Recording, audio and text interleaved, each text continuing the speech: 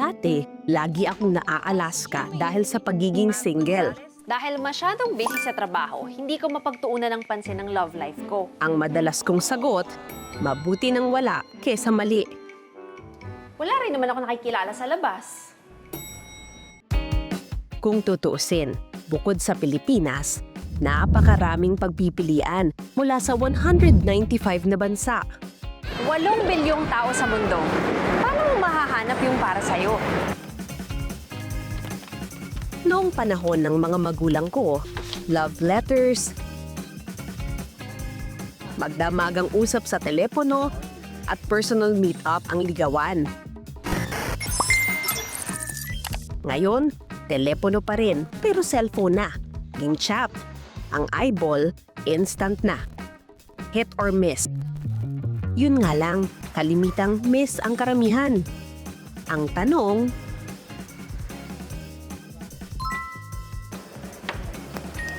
Posible nga ba ang love at first swipe?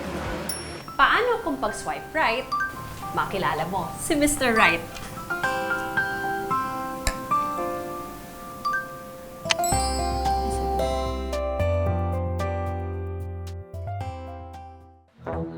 Tatlong taon na ang nakararaan, unang docu ko para sa Eyewitness bilang isa sa mga bagong hosts nito. Gumawa kami ng isang social experiment, maghanap ng scammers sa mga dating app.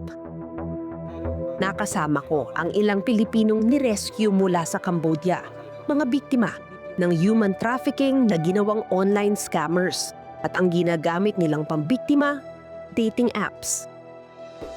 Single pa ako noon, pero gaano man nakapanlulumo ang mga nadiskubre kong panluloko online, nakipagsapalaran pa rin akong gumawa ng sarili kong dating app profile. At doon ko napatunayan na posible ang love at first swipe. Ipapakilala ko sa inyo ngayon ang aking other half na si Matthew. Actually, nag-meet kami sa isang dating app. Dahil siguro at that point ako super busy sa work. Pero ikaw, bakit ka nag-download ng dating app? Kasi busy ako pa rin. Oo. May mga trabaho dito sa Pilipinas na sa pamilya ko. So, talagang walang time to go out and be social. Kasi ang friend ko sabi niya, dapat give yourself a chance to at least, meet someone, ganyan. If you're not gonna go out, then at least, try on the dating app to see, if you can find someone. Pero like, nung nakita mo yung profile ko, what made you swipe right? Be honest. Kasi Ano? Sasakalin kita.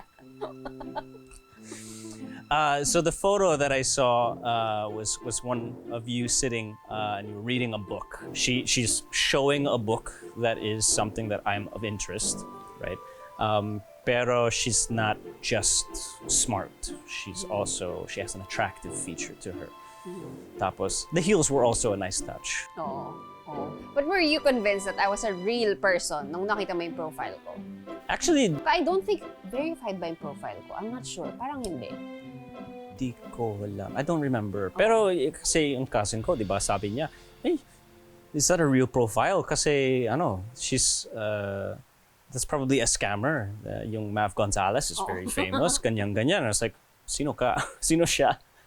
They're like, oh, she's news reporter sa GMA. She's very ganyan-ganyan. And I was like, oh, I had no idea. So, yeah, when I first saw your profile, I had no idea who you were. Reporter o hindi, nagduda rin ako kung legit itong na-swipe right ko. When I saw your profile, I thought you were a scammer. Like, mga 50-50 scammer kasi parang yung mga pictures mo, pasok dun sa kind of pictures that scammers would post. Like, very model-esque, ganyan, mukhang model, ganyan. Tapos, yung profile mo medyo vague, parang wala masyadong super details. Sabi mo, you like Star Wars. I do. Oo. Yeah, pero isa kasi yun sa mga ginagawa ng mga scammers na parang naglalagay sila ng mga very niche na interests, hobbies, and mga parang mukha silang legit na tao. Oh. Tapos, sabi ko kasi pogi niya. So, sabi ko, feeling ko scammer. So, I remember I asked you if you had a social media account. But to be honest, hindi ko siya in-stalk talaga. Like, when I saw your profile, I just looked na parang, okay, is it an old profile? Meron ba siyang mga pictures from matagal na? Kasi kung bago lahat ng pictures, then I know it's a fake profile. And we had common friends. So, parang that made me confident na, okay, mukhang totoong tao siya. Matapos ang isang linggong pag-uusap online, lumabas kami sa first date namin. Pero nung first date natin, how did you feel? Parang, was I the same person na nakita mo sa dating app? Did I look the same? Or parang yung personality ko ba, conversing with you, pareho, ganun? I mean, you definitely were much prettier in person. Oh, thank you No, I mean, you look the same. You did. You're like, that was another thing that I really appreciated about your pictures. Na there weren't super heavy na filter or daming ng, like things that covered you up to see who you were. Yung first date namin, we were together for 8 hours. Oo nga. Nagkukwentuhan lang kami ng mga 8 oras. Napagsaraduhan na kami ng unang restaurant. Lumipat kami sa pangalawang restaurant at napagsaraduhan kami ulit, kaya nag-uwian na kami. Kung kami ni Matthew naghahanap na talaga ng the one, may mga taong literal na naghahanap lang ng kausap sa dating app, kagaya ng college student na si Kenji. More on sa mga tourism student, they have to learn how to speak in English. So, nung time na yun, naghahanap ako ng makakausap na foreigner para ma-enhance yung communication skill ko sa English. Kalaunan, naisipan din ni Kenji na humanap talaga ng life partner sa dating app. At first, naghahanap ng kausap and then realize na I'm getting old, why I don't have a partner unlike other student na na-experience na nila yung ganitong part ng life nila na nagkakameron ng partner. Siguro po umabot ng thousands na yung mga nakausap ko. Yup. And then some of them leave, some of them nakausap ko ng months, and then wala, hindi rin talaga tumatagal. Matapos ang libo-libong swipe wrong ni Kenji sa dating app, nakilala niya ang Amerikanong si Jacob. Super pogi niya nung time na yun. So parang sabi ko, okay, let's try communicate with him. Let's see kung katagal until yun. Like, I thought he looked, I was like, am I really pulling someone this good looking? You know? That's what I thought. So I was like, there's no way that he's going to be real. There's no way. So at first I wasn't really giving it my all. I wasn't dedicating a lot of time. I wasn't trying to push for it. And I think I was talking to like 3 other people too at the time.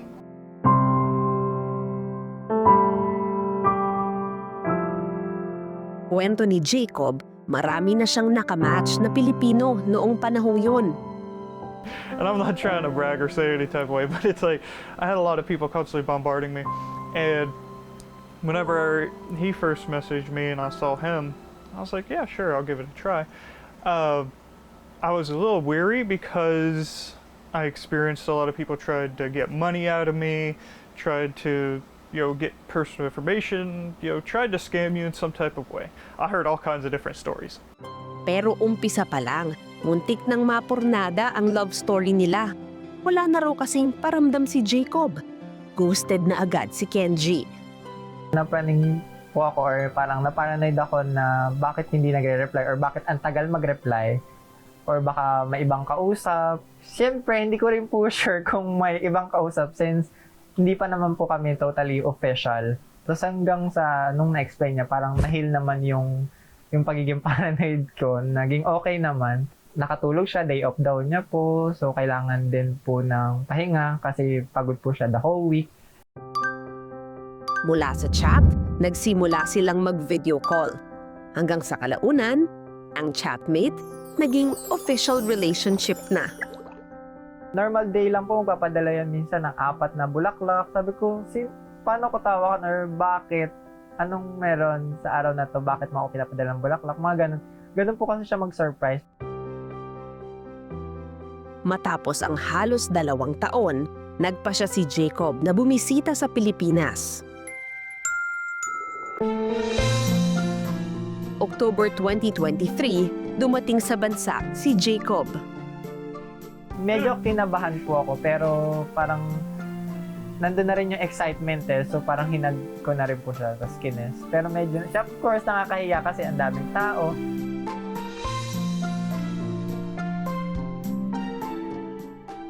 Pang-apat na bisita na ito ni Jacob sa Pilipinas. Pero sa tuwing dumadalaw siya kay Kenji, may lagi siyang napapansin. Whenever I first came to the Philippines, I had to get used to people staring a lot of stares.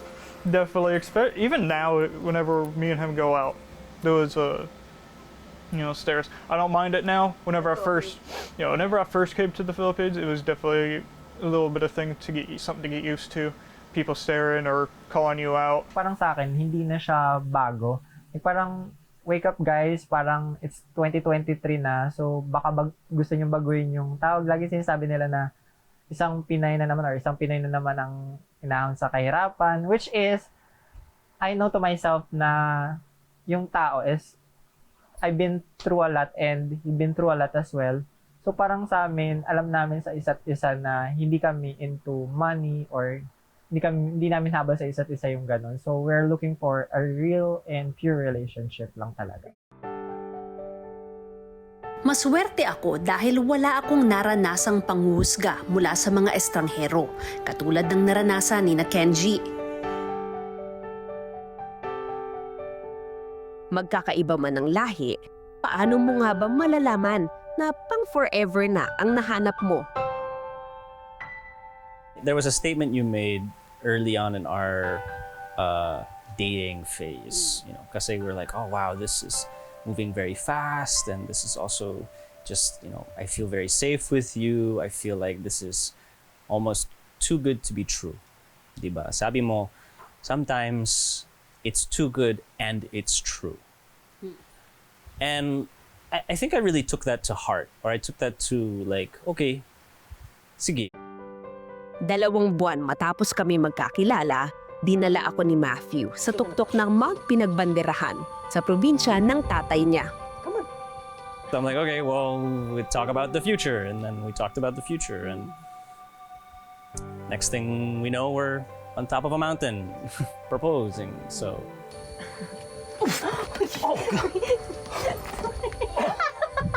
Okay. All right. Yep. That was a little harder than I thought. Pero, will you marry me? Do you know how long it took for me to get that? Wait. Nakakainis ka. Oy. yeah, I just feel like at some point you have to place your bet and roll with it. Bad trip. Bad trip? Oh, sige. Grabe ka talaga. Siyempre. Was that a yes? Oh.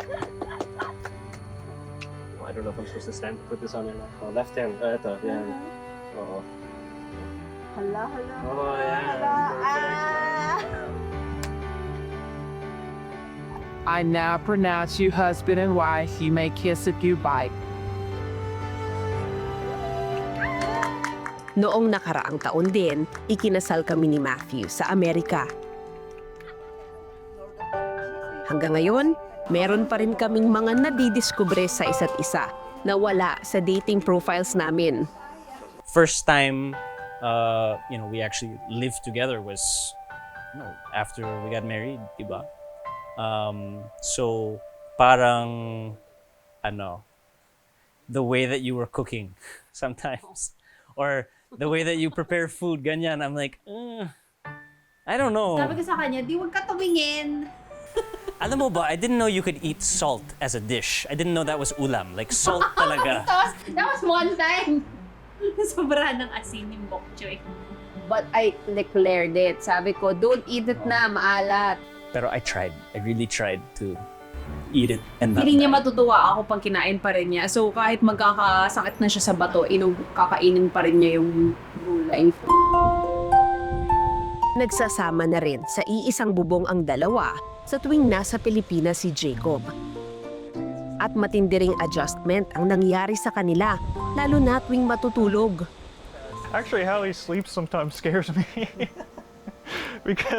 because I get worried that he stops breathing sometimes, so it scares me, it freaks me out. So I whenever I'm laying with him, especially if he falls asleep first, or if I wake up a couple times throughout the night.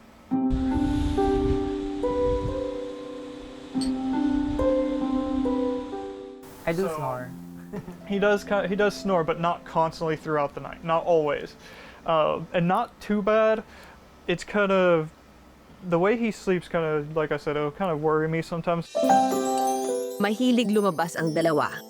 Manood ng sine at kumain sa labas, Hello guys! If naghahanap kayo ng padded na one-piece swimsuit na pwede rin gawing top sa mga lakad, this is... pero kapag nasa kondo, nag-online selling sila. So, yung sa online selling po na pinasok namin ngayon, we tried lang po na mag-affiliate sa isang app.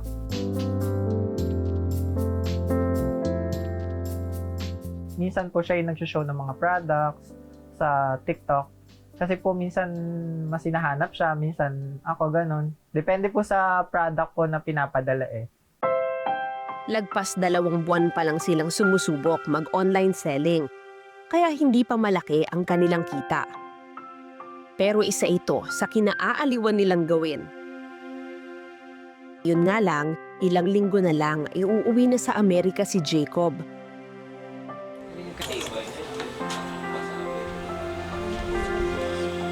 Wala na raw itong balak bumalik sa Pilipinas. Ito na raw ang huli niyang pagbisita rito. I got denied twice with the J1 visa. I was planning to try for a third time, pero I feel like the visa was too expensive and parang I feel like I'm wasting my time and efforts at the same time. LDR o long-distance relationship na ba ang kasunod nito?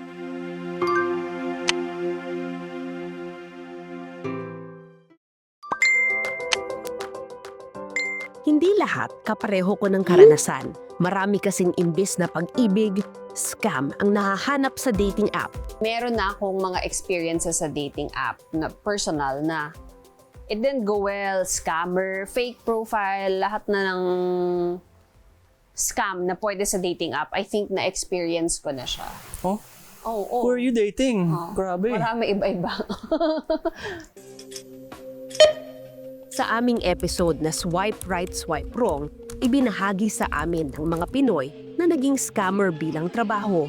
May mga team leader silang Chinese na nagmamando kung sino ang potensyal na biktima. Kailangan namin manghikayat ng mga kliyente, magpa-invest, then magpe-pretend kami na babaeng mayaman, edukada. Parang papainlabi namin yung mga kliyente namin para mag-invest. Kukuhanin namin yung loob. So kahit lalaki, babae yung pinapagamit nila na persona, na profile? Yes po. Kumbaga dun, walang pili basta may pera. Yung sa profiles, binibigyan kami ng idea ng boss namin or supervisor namin kung ano yung dapat gamitin. Kung halimbawa, bibigyan niya kami ng account na nasa Instagram, kukuha kami ng pictures tsaka videos. At pagkatapos nun, kailangan yung profile namin ay high-end class na babae. Kailangan mayaman ka, maganda, at laging nagta-travel. At naka-base sa US. So sa isang profile, mga gano'ng karaming picture at videos ang nakahanda? Just in case may manghingi. Ganito po kasi, may GC po ang bawat team. For example, humingi ka ng tulong sa GC nyo. Boss, can I have a picture like eating in the restaurant, like Mexican restaurant? magsisend yung boss namin ng sample pictures na pwede mong isend dun sa client. Lolita, pag nagtanong naman tungkol sa, kunwari, anong pinag-aralan? Ano ang sa nag-aral? Meron bang gano'n na kailangan ganitong klaseng school ang pinasukan mo, ha? May mga sila Harvard po gan. Harvard. Oh my God, talagang Harvard ang sinasabi?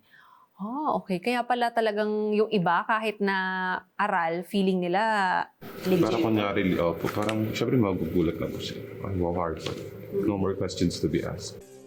Mayroong manual na pinakabisado sa kanila. Tinatawag nila itong Biblia.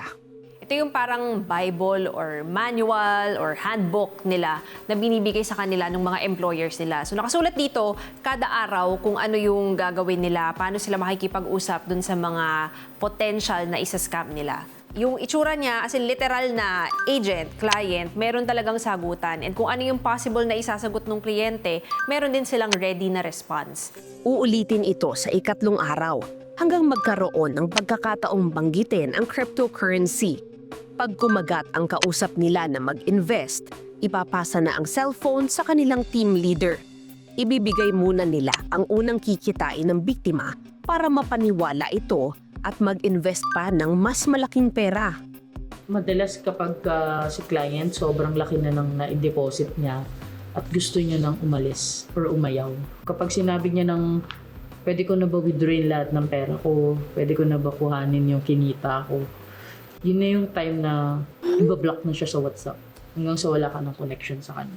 Ikwinento rin nila na pati pala video calls pwede nang mapeke ngayon. Sa video call, may bagong na-discover na green screen sa Messenger. So kahit na video call, hindi mo na pala pwede pagkatiwalaan na totoong tao yung kausap mo. Tama.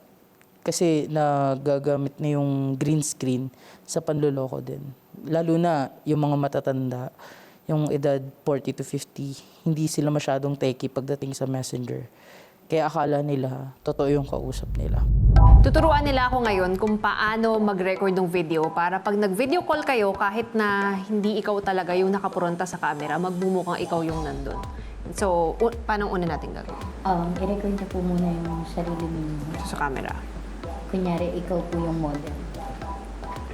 Okay. So, as in ganyan lang, paharap lang. Tapos, magsalita ko ng kahit ano. Hi!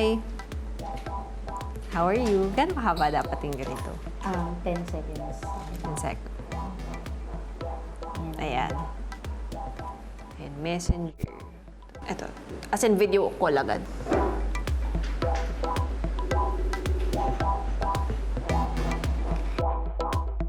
Effects.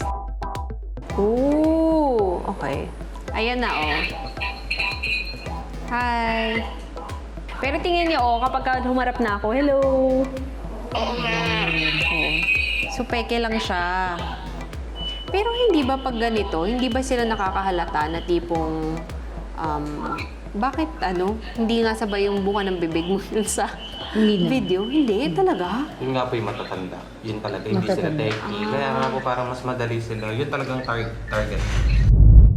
I think important din na pag nag-match kayo sa dating app, mag-set agad kayo kung kailan kayo mag-meet. Huwag kang papayag na chatmates lang kayo indefinitely. So, di ba, parang we planned agad the first date. I mean, we were both busy at the time, kaya it took us like over a week to plan the date. Pero, we planned na magkita ka agad. Suwerte ako dahil nung nag-match kami ni Matthew, kasalukuyang nasa Pilipinas siya. Sa kaso ni na Kenji at Jacob, long-distance relationship ang sumusubok sa kanila. At ilang linggo na lang, lilisanin na ni Jacob ang kondong kanilang tinitirhan. Pinaghahandaan na raw ni Jacob ang magiging buhay nila sa Amerika. I plan on dragging them to America. Yeah, I'm already looking at like 6 acres of land. You're gonna get Kenji, marry him in the US, right? Yeah. Para sa magnobyo, nahanap na raw nila ang kanilang forever. He wasn't my first, but he's definitely going to be my last on it.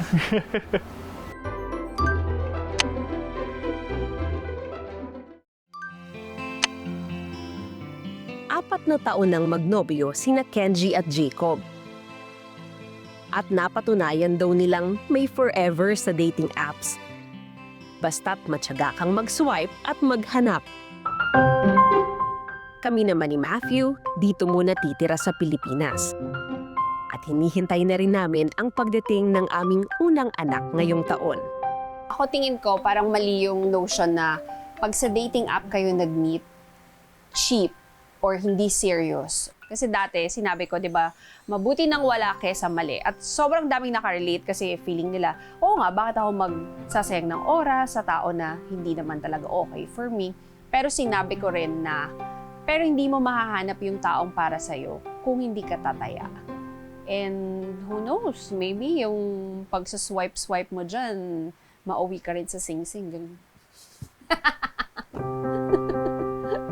Saan ka man maghanap ng forever, dapat maging maingat. Kilalaning mabuti, lalo na sa dating apps. Dahil baka mapaasa ka lang, mag-ghost o mas malala, ma-scam. Pero huwag ka mapagod humanap at tumaya. Dahil baka sa pang 1,000 swipe right mo, makilala mo na si Miss o Mr. Right. Magandang gabi. Ako po si Mav Gonzalez. At ito ang Eyewitness.